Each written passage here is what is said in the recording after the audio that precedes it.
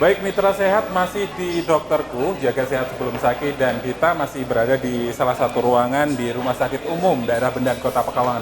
Ini lantai 1 ya dok ya? Satu, lantai satu. Dan kita lihat untuk aktivitas di lantai 1 ini seperti biasa, ruang tunggu di mana untuk pasien dan keluarga pasien juga masih berada di ruang tunggu ini.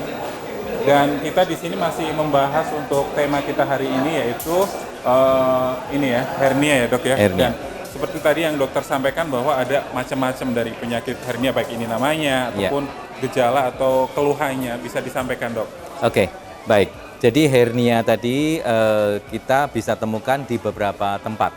Bisa terjadi hernia pada rongga otak. Jadi otaknya keluar dari kantongnya, bisa. Kemudian hernia yang terjadi di rongga dada. Jadi usus masuk ke rongga dada, bisa. Atau hernia yang terjadi di pusat, ya. Jadi ususnya keluar, kalau bahasa Jawanya bodong itu ya. Nah, demikian juga yang bisa keluar ke lipat paha atau ke kantong pelir. Banyak sekali itu lokasi-lokasinya. Kemudian nama-nama hernia itu ada bermacam-macam sesuai dengan derajatnya. Derajat yang paling ringan itu namanya hernia reponibel. Jadi dia bisa keluar, kemudian masuk sendiri, keluar, masuk sendiri. Derajat yang kedua, dia bisa keluar, tidak bisa masuk. Namanya hernia irreponibel, artinya dia tidak lagi kembali. Yang ketiga adalah hernia enkarserata, yaitu di mana usus itu keluar, tidak bisa kembali, dan terjadi gangguan fungsi dari usus. Ya, biasanya ditandai dengan orangnya muntah-muntah, perutnya kembung, kan gitu, nyeri di tempat jepitan. Sedangkan yang keempat adalah hernia strangulata, di mana itu telah terjadi kematian dari usus karena dia sudah kelamaan kejepit, maka ususnya mati, kan itu. Nah, hernia ini solusinya ya harus ditutup. Kenapa? Karena ada pintu yang namanya locus minoris itu yang terbuka. Itu mestinya normalnya tidak terbuka. Nah, tapi pada pasien-pasien hernia ini terjadi kelainan, dia terbuka, akhirnya dia untuk bisa keluar masuk tadi. Nah, ini nanti operasinya adalah dikembalikan dan ditutup gitu. Kalau dari macam-macam penyakit hernia atau jenis dari penyakit hernia ini, seperti apa untuk tingkat ini ancaman sampai kematian? Ini seperti apa dari masing-masing dok? Ya, jadi kita perlu memperhatikan dari keluhan pasien itu sendiri.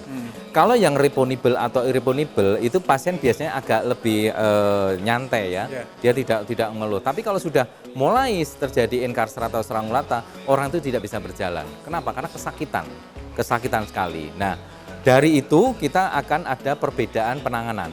Jadi di bedah ini ada dua penanganan. Apakah penanganan itu masih bisa dipersiapkan yang namanya penanganan operasi elektif, atau yang kedua operasi yang harus disegerakan namanya operasi sito. Nah, ini nanti diberlakukan pada mereka-mereka dalam kondisi yang berbeda tadi. Kalau tadi reponibel atau irreponibel, ini biasanya kita masukkan dalam kategori operasi yang dipersiapkan atau elektif. Tapi kalau sudah strangulata atau enkarserata, itu harus segera dioperasi. Tujuannya apa? Menyelamatkan ususnya tadi, ya. Karena kalau ususnya mati, ya karena tidak mendapat nutrisi darah, oksigen dan sebagainya, akhirnya orang itu ususnya harus dipotong. Nah, iya, nanti menjatuh kehidupannya. Kalau kita lihat dari tadi yang disampaikan Dokter Udi ya, bahwa penyakit hernia ini banyak sekali macamnya, baik ini untuk keluhannya, dan kalau secara umum nih atau secara masyarakat, pengetahuan dari masyarakat umum ini, hernia ini hanya pada satu ini ya, di alat vital ya.